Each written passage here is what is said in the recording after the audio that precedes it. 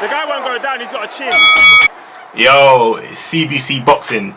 Don't forget to subscribe, yeah? Straight boxing news. Hit up the Instagram, TBC_boxing. Let's go. You know, before the Triple G fight last night, I was watching a short documentary with Golovkin and Ronaldo. And Ronaldo's obviously 35 years old. It's amazing to me how long Ronaldo's been performing at the top level. I still remember his debut for Man United against Bolton Wanderers. And I think it's maybe the season after Beckham left. So that number 7 was like, you know, hanging about. So it was a big ask giving Ronaldo that number 7 shirt. But I guess, as you can tell, he lived up to expectations. And, you know, Triple G, I think, is 38 years old. Ronaldo 35. And they were talking about how when you get to a certain age in your career, it's all about mindset, because it gets to a certain point where you've achieved what you need to achieve. So, you know, for example, Ronaldo's achieved X amount of Ballon d'Ors, X amount of championships.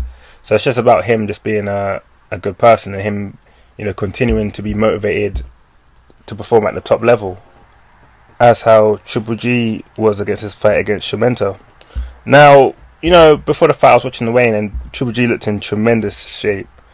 And, you know, that's just signs of extreme motivation there. And that's not even extrinsic motivations we're talking about. So nothing financial. We're talking about him wanting to continue to perform at the top, which is coming from within.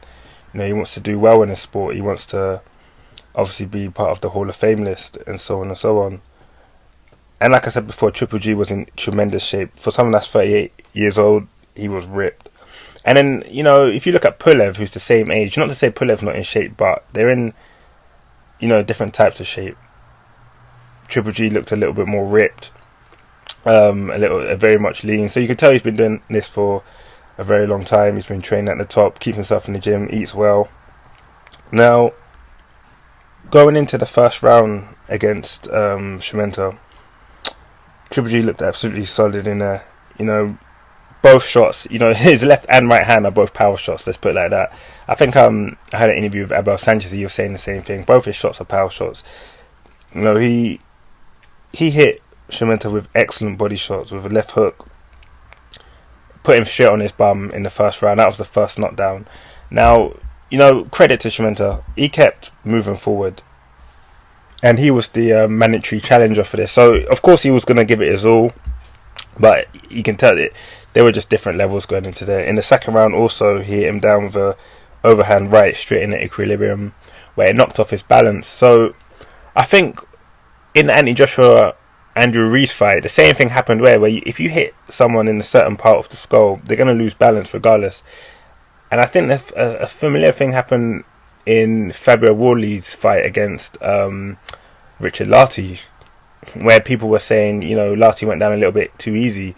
But if you hit someone in the temple, the legs go straight away. And I mentioned this in the previous video as well. Adrian done the same thing against Dylan White. He hit him straight in the temple and his legs just buckle. It's just like when you hit someone in a certain position in the head, the legs just go straight away. That was in the second round. That was the second knockdown of the night. I think altogether there was around 4 knockdowns. The first, second, fourth and sixth. Now in the third round, once again, an excellent body shot by Golovkin. It got to the point where he was hitting him so many times in the body.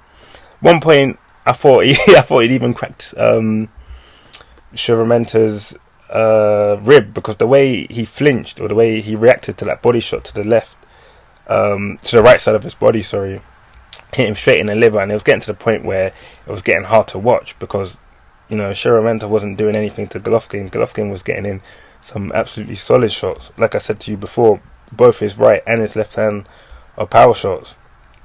So, you know, the third knockdown of the night was the fourth round. You know, I think it was the left hook that put Szeremeta down. And, you know, initially I thought that they were going to maybe look to stop the fight then, but as you know, that the fight just kept carrying on. And in the sixth round, Golovkin then hit him with a beautiful double jab. It was the second jab that put Szeremeta down. And I think after that round, Jonathan Banks, you know what, I didn't even know Jonathan Banks was training Golovkin, to be fair. I don't know, I think this is his first fight they've been training this is the first fight Jonathan Banks has been in the corner for Golovkin.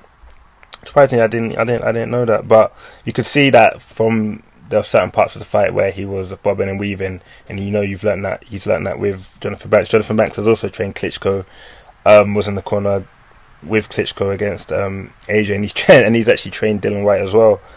But there was a line which, you know, it kind of resonated with everyone in the fight, where he told Golovkin in the corner that he's ready to go home, and you know, that pretty much summed up the fight, man. Because after the third round, well, after the first knockdown, actually, you knew it was a mismatch from there. Golovkin looked solid, like I said to you before, 38 years old, mentally, you know, he's there.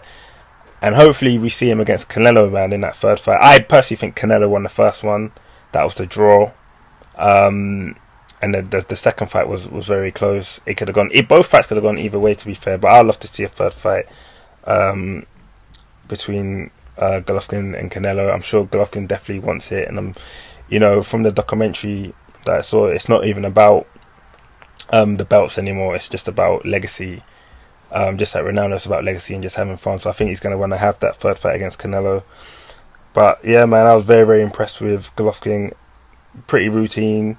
I think the commentary said that this fight has been the longest he's been out of the ring, which is, I guess, not really a surprise considering, you know, everything that's been going on with this pandemic.